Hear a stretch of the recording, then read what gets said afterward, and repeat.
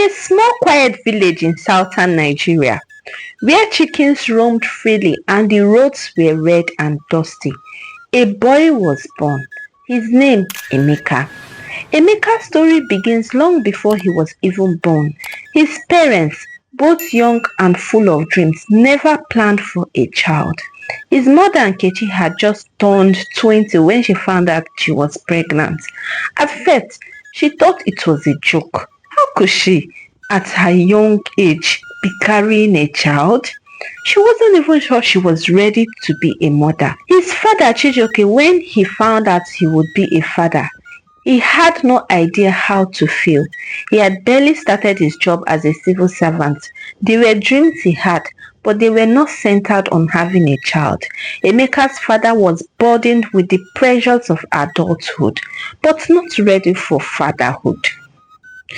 When Emeka came into the world, he was met with a home filled with shouting, blame, and chaos. His parents weren't just unprepared. They were drowning in their own immaturity, pride, and shame. But instead of learning from the experience, they took the easy route. They decided that having a baby was too much for them. So when Emeka was just 15 months old, just learning how to talk, how to walk, his parents made a decision that would break him. They separated. His mother packed her bags and went off with a new man to start a new family, leaving Emeka behind. His father, he wasn't much better. He didn't want to deal with the responsibilities of being a parent, so he left too, moving to another town where he could spend his time with women, drink too much palm wine, and enjoy life without thinking about the child he had left behind. Nkechi didn't even look back. It didn't matter she had a baby, a child she had given birth to. She was too focused on her own life, her new dreams, and a new marriage. Nkechi handed him over to his paternal grandmother, a woman well into late 70s who lived in the village. Age, frail, but warm-hearted grandmother. She was old, very old, and not just old, but tired old. Like she had been through so much in life that she didn't even have the energy to complain. She wasn't rich. She didn't even have a lot of food to give. She had love. That was all she had. But then, that was something she had plenty of. Emeka's grandmother, who everyone called Mama Ifoma, was a kind but withered old woman. She had lived through decades of hardship and had learned to survive by selling yams, cassava, and plantains at the local market. She didn't have much, but what she had, she shared with Emeka. Her life was hard, and raising a baby boy, especially one as energetic as Emeka, made things even hard.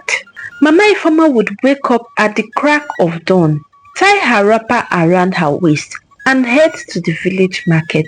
The sun would burn her skin as she carried the heavy load on her head. Every day, she would wake up early, even when it was hard for her back and knees, and walk to the market to sell whatever she could. Maybe it was some tomatoes, some dried fish, or maybe some small items she had bought in bulk to sell. It wasn't much, but she tried. And every night, after the market was closed, she would come back home, exhausted, and sit with Emeka. She would tell him stories of her younger days, when she was young like his parents, running around chasing her own dreams, not realizing that life would one day send her a child to care for. But she did her best. She fed him with what little she had. And when Emeka got older, she would talk to him about how to be a strong man, even though she was struggling herself. But Emeka was only a little boy, so he didn't quite understand why his grandmother would sometimes look at him with such a sad smile. He thought everyone's grandmother looked like that. He didn't know that his grandmother was exhausted, tired of the world that hadn't been kind to her, but she didn't complain. While Mama Ifeoma worked tirelessly to feed and care for Emeka, his father Chijioke was living far away in another town. Emeka rarely heard from him, and when he did, it was always a short and impersonal phone call. Chijioke had little interest in his son. The money he earned as a civil servant was spent on his new life, his new girlfriend, his friends, and his bar-hopping lifestyle. Emeka had never known his father's touch or his voice to be a source of comfort. His father never sent money to help Mama Ifeoma, nor did he ever come to visit. He was a ghost in Emeka's life, and so Emeka grew up with only one constant in his life, the old tired hands of his grandmother, who loved him unconditionally. The months turned into years, and Emeka's life became a mixture of growing up with a loving grandmother and the deep aching absence of a mother. Mama Ifeoma was always there for him, but every now and then Emeka would look at the other children in the village. Their mothers were present, doting on them, making them feel loved and secure. But Emeka didn't have that. His mother, the woman who gave him life, never came to check on him. Not once, not even a phone call. She was too busy with her new life, her new family, husband, and children, Emeka's step siblings. For Emeka, they were lucky. At least they had a mother who would cook for them, bathe them, and kiss them goodnight. She never once looked back to check on her first son. There was always this hope, the distant dream in Emeka's heart, that one day his mother would come for him, but that day never came. At the age of 5, Emeka started school. He had a few friends, but there was always something that made him feel different. He would watch the other children walk home with their mothers, laughing and chatting. He would watch the girls show off their new dresses and the boys show off their shoes, and then he would walk quietly behind his grandmother, trying not to feel the stench of loneliness. Emeka's grandmother did everything she could to give him a sense of normalcy. She sent him to the community primary school and made sure he had his uniform, even though it was often patched and faded. She would buy him snacks from the market, even though she had little to spare.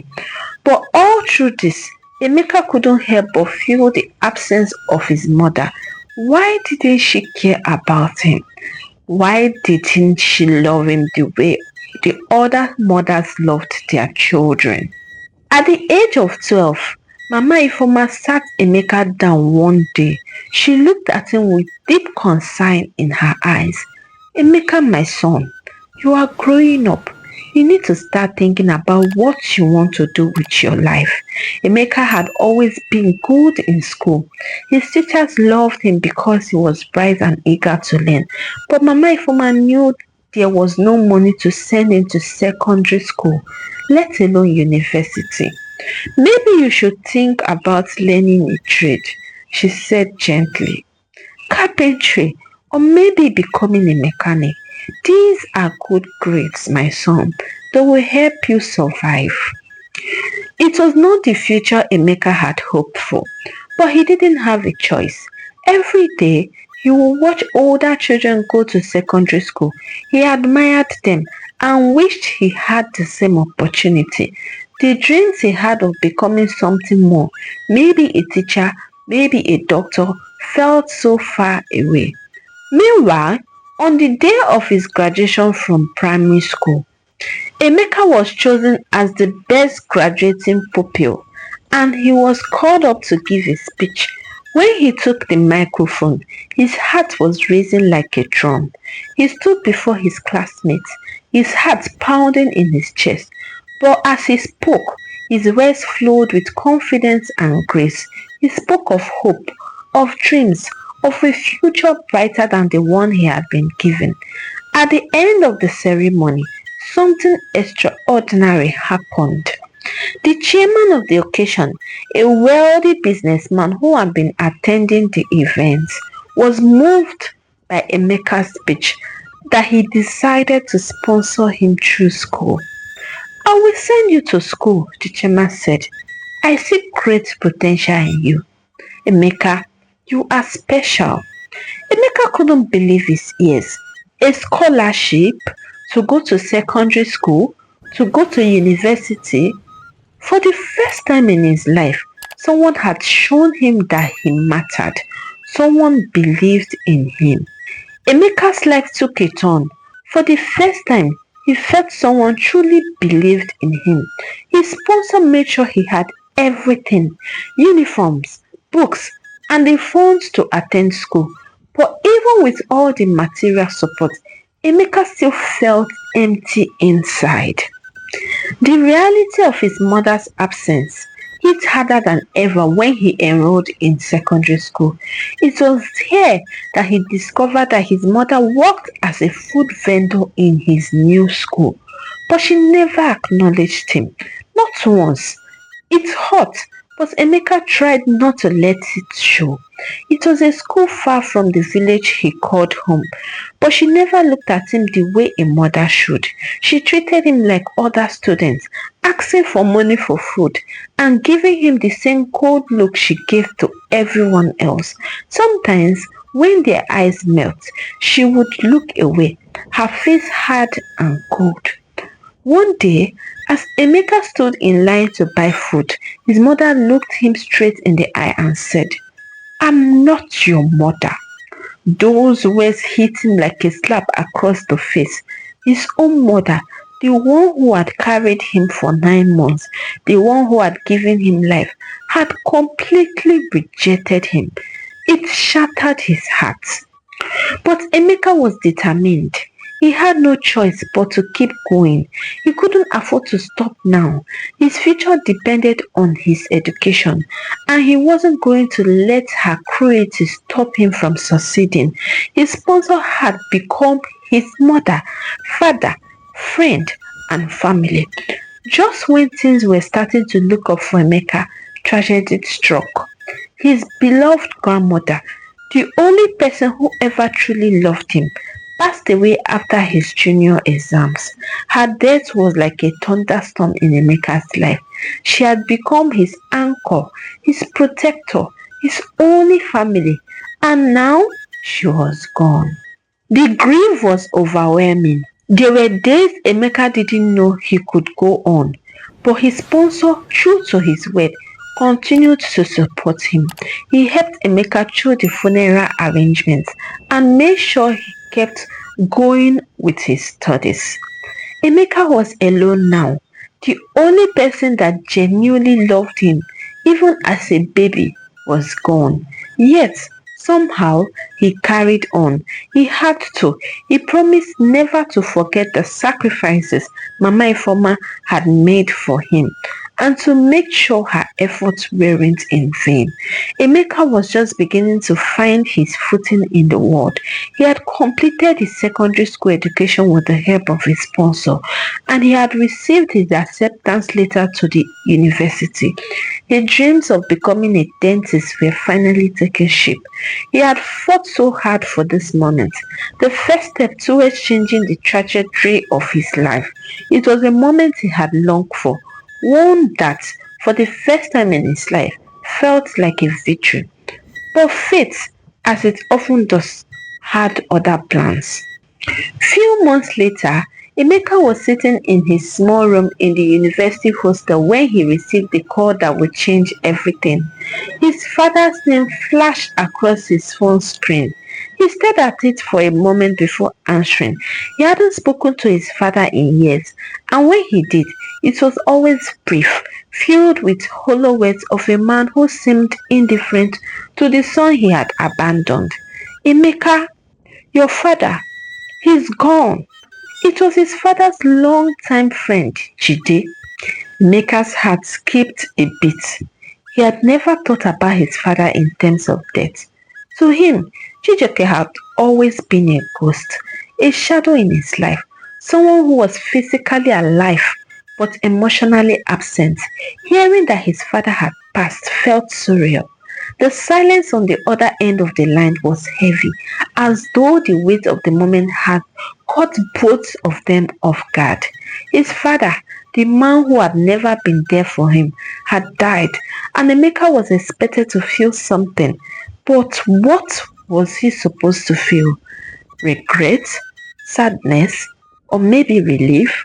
I will arrange everything for the funeral, Jide's voice continued.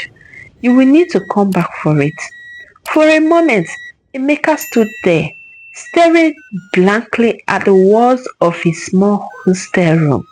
His mind was racing with conflicting thoughts. Why would he go? What for? His father had never been a part of his life. Not as a father, not as a man who cared. His father had left him behind, living a life of indulgence, while Emeka had struggled in silence. Emeka boarded the bus back to his village, his heart heavy with dread. As the vehicle rumbled along the road, his thoughts returned to the one person who should have been the most affected by his father's death, his mother. He hadn't spoken to her in years, and after everything that had happened, her abandonment of him, her rejection of him, it was hard to even think of her as his mother. But now, in the quietest corners of his heart, he wondered if she would show up at the funeral. Maybe, just maybe, this was the moment she would finally acknowledge him, finally show that she cared. After all, he had always craved her love. She had always wanted her approval, even if it seemed so far out of reach. But Emeka arrived at his father's funeral. Reality struck him in the harshest of ways. On the day of the funeral, the church was filled with mourners, many of whom had never known Chijioke but were there out of respect for his family. Emeka sat at the front, feeling like an outsider in his own life. His father, the man who had never been there, now lay in a casket, and all Emeka could feel was an overwhelming emptiness. His mother didn't show up, not even for this. The woman who carried him for 9 months, the woman who should have been the one to mourn, didn't bother to attend. She was absent, just as she had been throughout his entire life. The pain in Emeka's chest grew heavier. It felt like a knife twisting in his heart. His mother had never acknowledged his achievements, his pain, or even his existence as her son. Now, she couldn't even show the decency to attend his father's funeral. He looked around at the other people in the room, all of them whispering, some of them casting him pitying glances. But Emeka didn't care about their judgment. What hurt the most was the fact that the people who were supposed to love him, the people who should have been there for him, had abandoned him completely. After the funeral, Emeka returned to his university town, but the grief of his father's death lingered. His mother's absence weighed on him more than he cared to admit. There was no one to mourn with him, no one to hold him and tell him he would be okay. His sponsor, the man who had stepped in when no one else had tried to console him, but the truth was, no amount of sympathy could fill the void that had been left by his parents' rejection. Even in the midst of his university life, Emeka felt like an orphan, a boy abandoned by both his mother and father, and left to pick up his pieces alone. So it wasn't until he stood in front of a mirror one night, staring at his reflection, that he realized the depth of the void. He had become who he was, not because of his parents' love, but in spite of their absence. Every accomplishment, every degree, every success, he had achieved it all alone, without the people who should have supported him. Emeka's pain wasn't just in losing his parents. It was in the realization that no matter how far he went in life, They would never be proud of him. His mother had made it clear that she never wanted him. And his father, who had lived a selfish, indulgent life, was now gone, leaving nothing but a cold, empty space where love should have been. Years passed, and Emeka graduated from the university. He became a dentist, a man with a degree, a man with a future. He had everything people told him to strive for. But with every achievement, there was still an aching emptiness within him. The rejection from his mother, the neglect from his father had left scars deeper than any degree could heal. He stood on the edge during his graduation ceremony, the audience applauding, but in that moment, all he could think about was how neither of his parents were there to see it. The man who had promised to help him was there, and Emeka owed much of his success to him. But as he walked across the stage, shaking hands and collecting accolades, his mind wandered to the people who should have been there, the people who should have been proud of him but never were. Emeka cursed his mother every day. He couldn't understand how someone could be so indifferent, so cold, especially towards your own flesh and blood. He had always been his greatest pain. The fact that the woman who was supposed to love him never did. Yet, despite all the heartache, Emeka pushed forward. He had made it this far, and he wouldn't let his past define his future. But in his heart, the question remained unanswered. Why? Why? Why was he abandoned by the people who should have cared for him? Emeka's journey was one of survival, of resilience, of fighting all odds to create a future for himself. But it was also a journey filled with pain. The pain of a child abandoned by both parents, the pain of rejection, and the pain of never having the love he deserved.